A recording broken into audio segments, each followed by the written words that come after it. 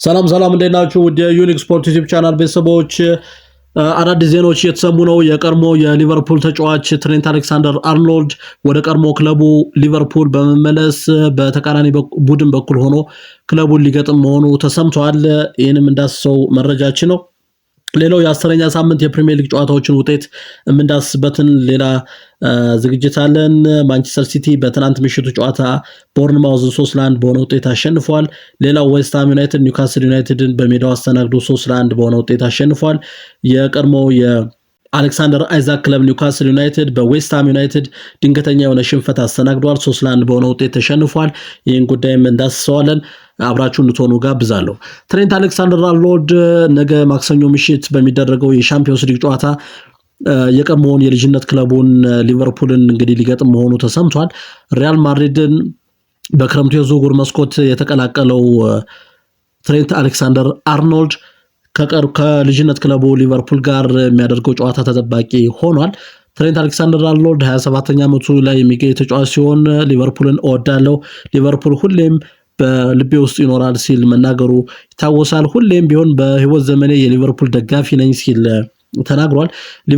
የሊቨርፑል ደጋፊዎችና የሊቨርፑል አመራሮች በክረምቱ የዝውውር መስኮት ትሬንት አሌክሳንደር አርኖልድ ወደ ሳንቲያጎ ቤርናቦ ሄዳለሁ ብሎ ጥያቄ ካቀረበ ጊዜ ጀምሮ ጥሩ የሆነ አቀባበል አልሰጡትም። ጥሩ የሆነ አመለካከት አልነበራቸውም ስለተጫዋቹ።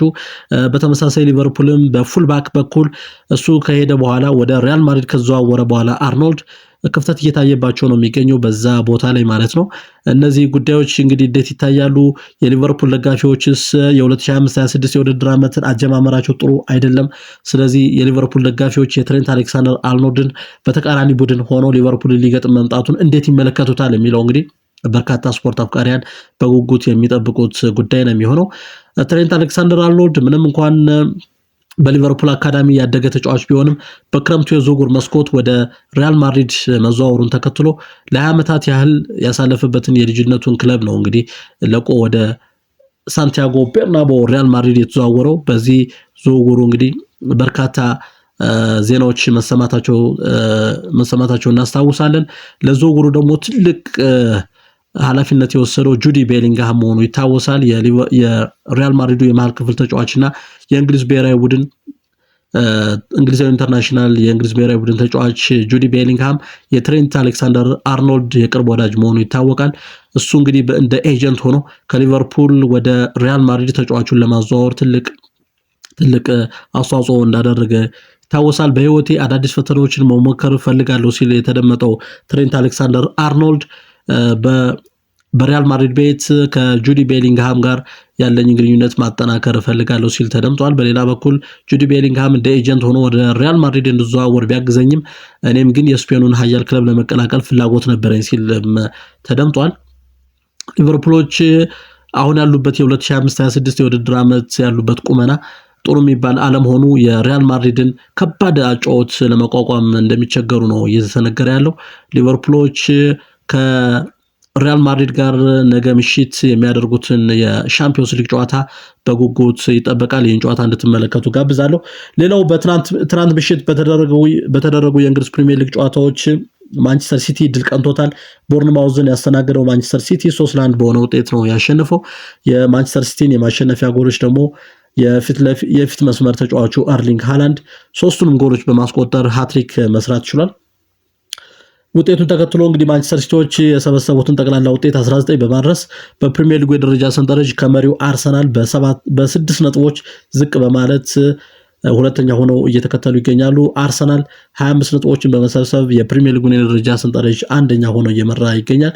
ሊቨርፑል 18 ነጥብ አለው ከመሪው አርሰናል በ7 ነጥቦች ዝቅ ብሎ ማለት ነው። አርሊንግ ሃላንድ በምሽቱ ጨዋታ ሃትሪክ መስራቱን ተከትሎ በሁሉም በጠቅላላ ውድድሮች በሻምፒዮንስ ሊግም ሆነ በሁሉም ውድድሮች ያስቆጠራቸውን የጎል ብዛት 17 ያደረሰበትን ምሽት ነው ያሳለፈው ትናንትና ምሽት።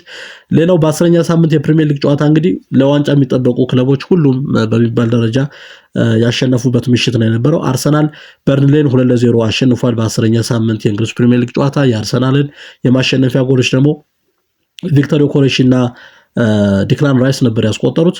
ቸልሲ ቶትናም ሆትስፐርስ በቶትናም ሆትስፐርስ ሜዳ በተደረገው በዚህ ጨዋታ ቸልሲ 1-0 አሸንፏል።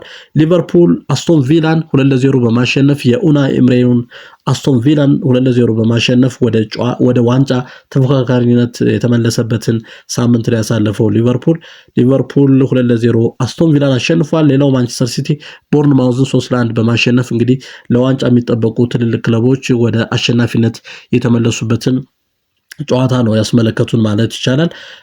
አርሰናሎች 9 የፕሪሚየር ሊግ ተከታታይ 9 ጨዋታዎችን በተከታታይ በማሸነፍ ከነዚህ ውስጥ ደግሞ ከ9 ውስጥ 7ቱ ምንም ጎል ሳይቆጠርባቸው ጨዋታዎችን በማሸነፍ ጥሩ አካሄድ እየሄዱ ነው ያሉት። ጥሩ የመከላከል አቅም እንዳላቸው የጎል መረብን ባለማስደፈር ግብ ጠባቂው ዴቪድ ራያ ሙገሳ እየተቸረው ነው የሚገኘው።